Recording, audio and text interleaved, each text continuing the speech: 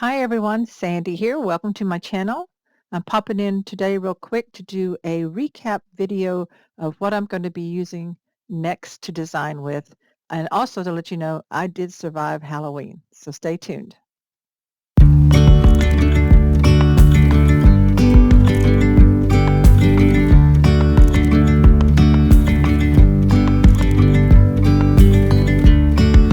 Yesterday there was sun and there was rain, beauty in the mundane.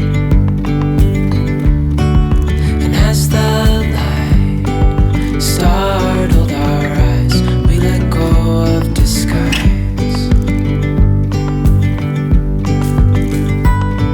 And now there's something in the air and a sparkly shimmer on our skin.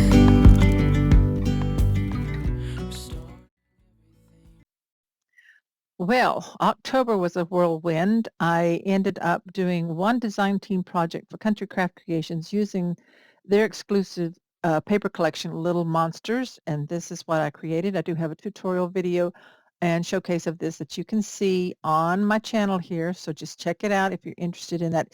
It'd be a great little book to use for other paper collections, not just for Halloween, but this is what I did. I meant to make two other small projects, but didn't get around to it.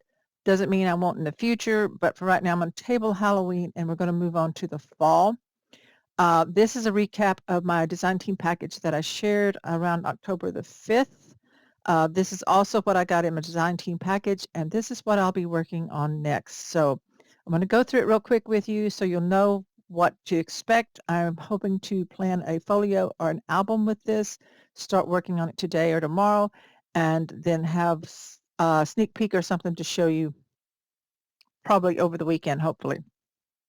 So what I have here is the full 12 by 12 collection of Country Craft Creations exclusive paper collection called Fall Breeze. It is beautiful collection here.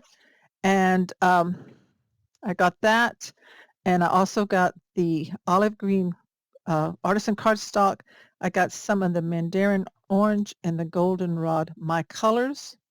This is the cutter parts that come with this collection, already pre-cut for you. These are fabulous to work with. I got some olive green, drab olive green seam binding ribbon and some goldenrod. And then in here I got the little Buttons Galore and More fall collection called Pumpkin Harvest buttons for embellishments. I got the leaves and the pumpkins you see here.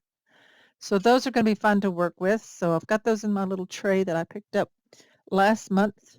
And